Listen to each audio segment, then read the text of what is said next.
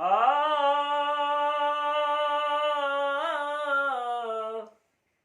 आ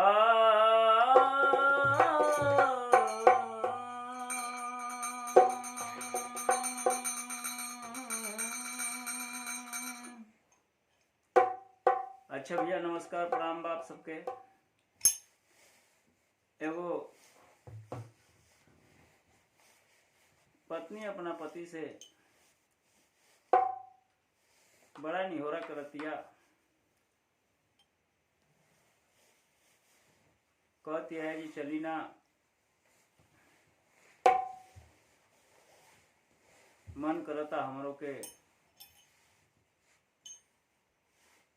माए बाबू से भेंट करे का, चल के तनी हमहू भेंट कर ली, सबसे हाल चाल हो जाई।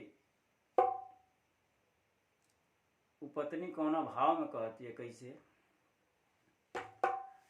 और कहिए से नहीं हर जाए के मन करता हमार, कि कहिए से नहीं हर जाए के मन करता हमार, एज चली ना,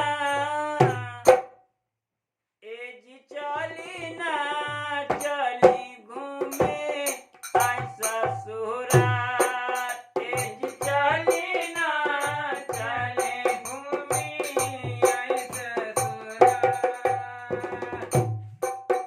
अरे कहे से नहीं हर जाए के मन करता हमार, कहे से नहीं हर जाए के मन करता हमार, एज चली ना,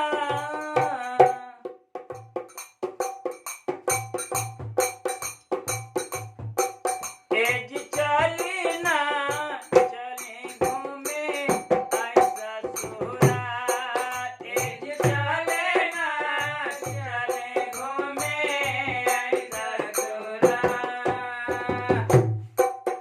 आगे रोज माई दिया जो हवा पे था, देख माई रोज जो हवा पे था,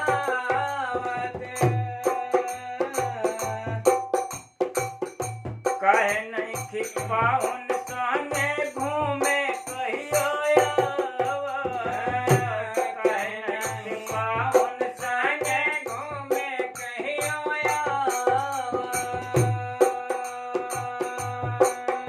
अरे जिंदगी को करा नहीं के भरोसा रहतो बिया बेमार, जिंदगी को करा नहीं के भरोसा रहतो बिया बीमार, अरे जिंदगी